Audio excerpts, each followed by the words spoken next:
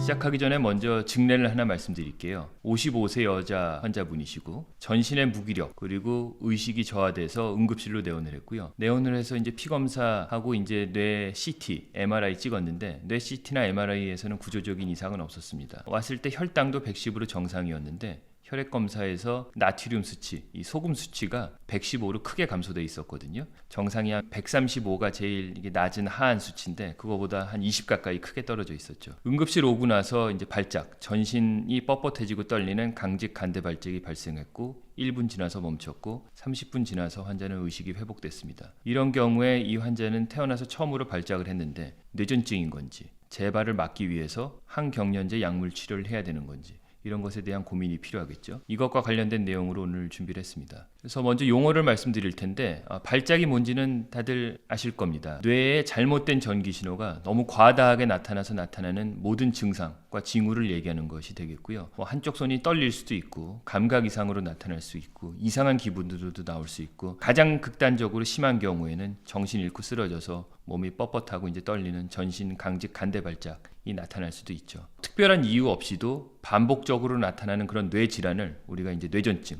에필랩시라고 합니다. 이 뇌전증 발작이 유발 요인이 없어도 컨디션이 좋음에도 불구하고 자꾸 나타난다는 게 핵심이거든요. 그러면 얼마나 반복적으로 나타나야 그걸 뇌전증인가? 를 얘기할 때 적어도 2번 이상의 비유발 발작이 나타나면은 그때는 뇌전증으로 진단하고 그 말은 곧 2번 있었던 사람은 3번, 4번, 5번째 발작이 계속 있을 위험이 매우 높다라는 뜻이고 그렇기 때문에 뇌전증으로 진단하고 발작을 예방하기 위한 항경련제 치료가 필요하다라는 뜻이 되겠는데요. 대신에 꼭 2번의 발작이 아니더라도 한 번의 비유발 발작이라고 하더라도 재발 위험이 높은 경우 예를 들어서 과거에 뚜렷한 뇌질환이 있거나 뇌 MRI에서 뇌전증 발작을 유발할 만한 뇌병변이 있거나 아니면 뇌파에서 발작 위험도와 관련된 그런 이상 소견이 나타난 경우에는 2번째 발작이 나타날 때까지 기다리지 않더라도 재발 위험이 높기 때문에 뇌전증으로 진단하고 약물 치료를 하게 됩니다. 여기서 계속 나오는 용어가 비유발 발작이거든요. 그럼 비유발 발작의 반대는 유발 발작이 되겠죠. 그러면 이제 뭐가 비유발이고 뭐가 유발이라는 것이냐? 이 유발 발작은 다른 말로 하면 급성 증상 발작이라고 합니다. 영어로는 acute symptomatic seizure라고 하는데요. 유발 요인이 있어서 그것 때문에 2차적으로 나타나는 발작이라는 뜻입니다. 뇌의 어떤 질환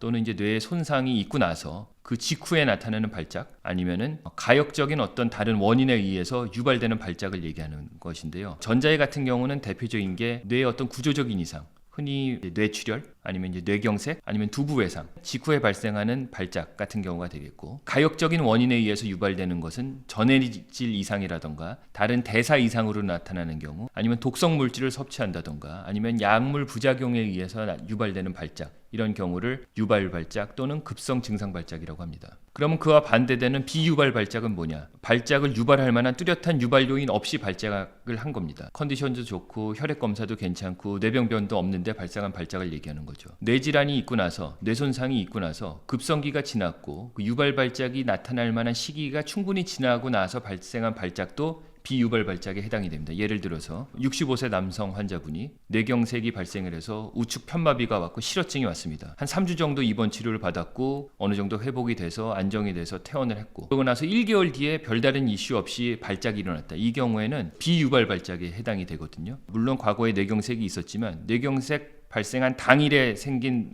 발작은 급성 증상 발작이 되겠고 충분한 시간이 지나고 나서 급성기가 지나고 안정된 상태에서 발생한 발작은 비유발 발작이 됩니다. 그러면 이 유발 발작과 비유발 발작을 구분하는 이유는 무엇일까요? 두 병의 이제 예후가 다르기 때문입니다. 결국 그 예후는 이 발작을 경험한 사람이 발작 재발 위험이 얼마나 높을 것인가 를 얘기하는 것인데요. 비유발 발작, 이 뇌전증에 해당되는 것은 재발 위험이 높습니다. 자꾸 재발하는 병을 우리가 뇌전증이라고 하는 거니까요. 급성 증상 발작, 유발 발작은 발작 재발 위험이 아예 없진 않지만 극히 낮다라고 볼 수 있습니다. 더 쉽게 말한다면 발작을 유발했던 그 유발 요인이 없다면 이 사람은 더 이상 발작이 재발하지 않을 것이다.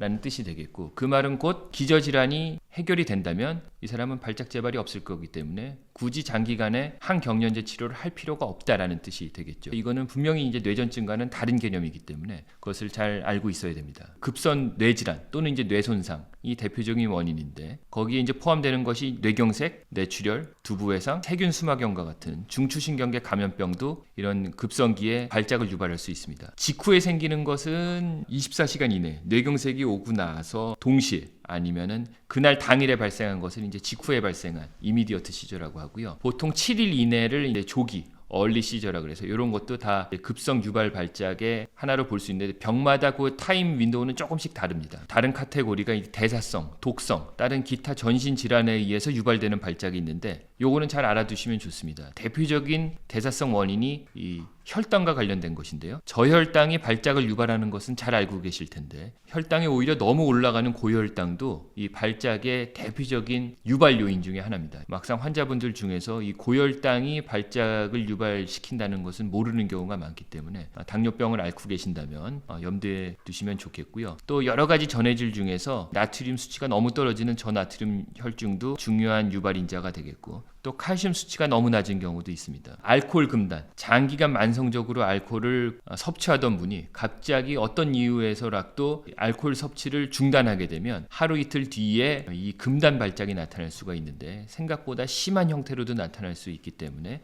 중요한 유발 요인 중에 하나고요. 또 약물도 중요합니다. 항우울제, 이 부프로피온 계열 약이 이제 과량으로 복용하게 되면 이 발작 위험을 높일 수가 있고요. 일부 과거에 오래된 항히스타민제도 유발할 수가 있고 일부 항생제나 항정신병 약들도 발작 위험을 높이는 약들이 있기 때문에 주의가 필요합니다. 소아에서는 흔한 이제 열경련 같은 것도 일종의 급성 증상 발작으로 볼 수가 있습니다. 감기 걸리고 나서 열이 많이 오르는 상태에서 열경련이 있었던 거고 거꾸로 말하면은 그런 발열과 관련된 전신 질환이 없었다면 이제 경련을 하지 않았을 것이다 이렇게 볼 수가 있겠습니다. 그래서 마지막으로 앞에서 처음 말씀드렸던 그 증례를 다시 생각해 보시면 55세 여성분 저나트륨 혈증이 있었죠. 115로 이제 크게 감소된 상태에서 발작이 한 차례 있었다. 그럼 이 사람은 왜 나트륨 수치가 떨어졌는지를 이제 입원해서 찾았을 거고 나트륨을 교정을 해줘서 정상 범위로 들어가게 된다면 이 사람은 발작 위험이 없을 것이다 이렇게 얘기할 수가 있기 때문에 이 사람이 뇌전증인가? 답은 아니옵니다. 이 사람은 뇌전증이 아니고 저나트륨 혈증에 의해서 유발된 급성 증상 발작이다 이렇게 얘기할 수 있겠고 그럼 이 환자에서 장기간의 발작 예방을 위한 항경련 치료가 필요할까? 그거에 대한 답은 아니옵니다. 마찬가지로 뇌전증이 아니고 원인이 됐던 저나트륨 혈증이 교정이 되면 이 사람은 발작 위험이 없을 것으로 볼 수 있기 때문에 불필요하게 항경련제 치료를 할 필요는 없겠습니다.